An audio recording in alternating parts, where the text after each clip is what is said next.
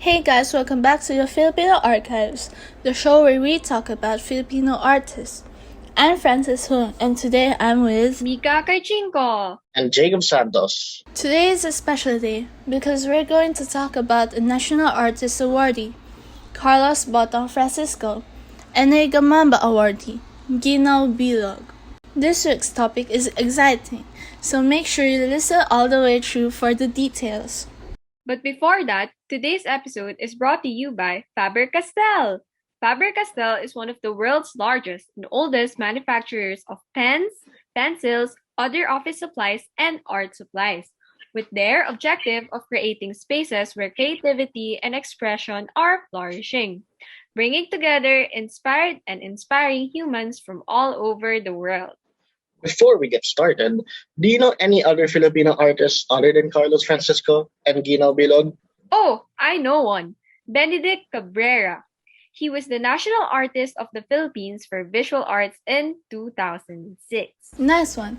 Now let's dive into the topic. The first artist that we're going to talk about is Carlos Francisco.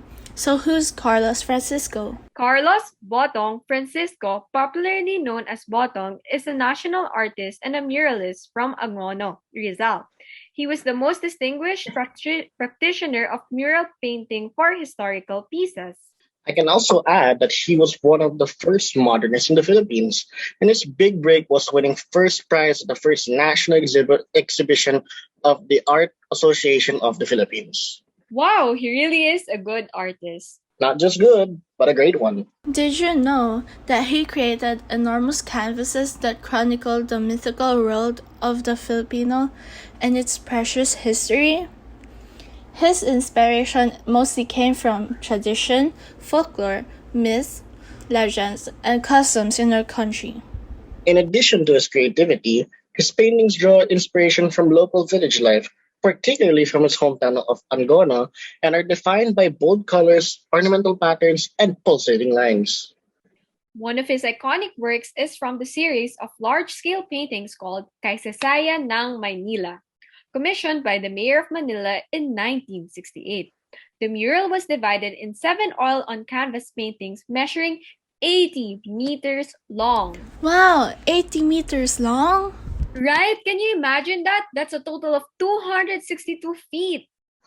Going back, the collection was conjoined to depict the 10 important events in Philippine history, including the historical Tondo period to the end of the American colonial era in 1946. It is one of the most famous Filipino paintings due to its fluid style, color, and composition. The mural reflects the most artistic interpretation of the Philippines' history, customs, and traditions. However, the paintings were not appropriately preserved and deteriorated over time until 2013, when Mayor Amado Lim sent them to the National Museum for extensive restoration.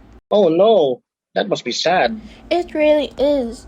Arts should be preserved because it saves cultural heritage for future generations. True, I would want my future child to see his beautiful work in person. That's a wonderful idea.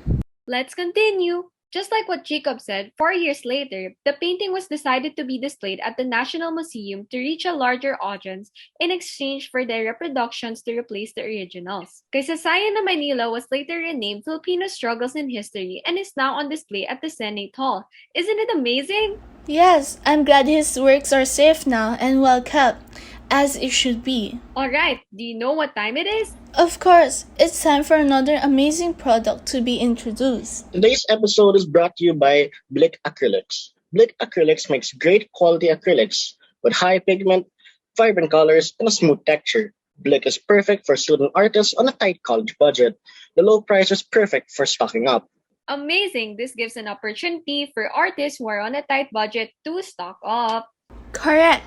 Now on to the next artist. Do any of you know what gamaba means? Is that the Tagalog word for spider? No, Jacob, that's kagamba. Gamaba means gawad ng manlilikha ng bayan. Correct. Ginaw Bilog is an award-winning poet originating from the barangay of Pantayan, which is found in the municipality of Mansalay in Oriental Mindoro. He was born in 1953 but eventually passed away in 2003 due to lingering illness. He got the Gamaba Award in 1993 while dressed in a Mangyan garb with a blue-type jacket. He was a poet creating ambahan, poems that were written in Baybayin, mainly sung or chanted with guitars, fiddles, flutes, and juice harps. The engraving process involves knives, which are then used for engraving the bamboo skin. The messages range from courtship to farewell notes. What does baybayin mean? Baybayin is actually a Tagalog word that literally means to spell. Filipino, or some refer to it as Tagalog, is the national language of the Philippines and is the most widely spoken tongue today. Ah, By naming Bilog a Gamaba awardee, they made Bilog a conduit for sharing and teaching the younger generation about ambahan before it becomes forgotten.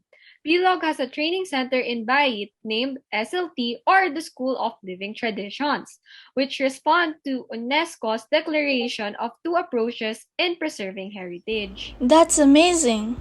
well, that's all for now. Make sure to like our Facebook page, CPAR ABM12D, if you haven't already.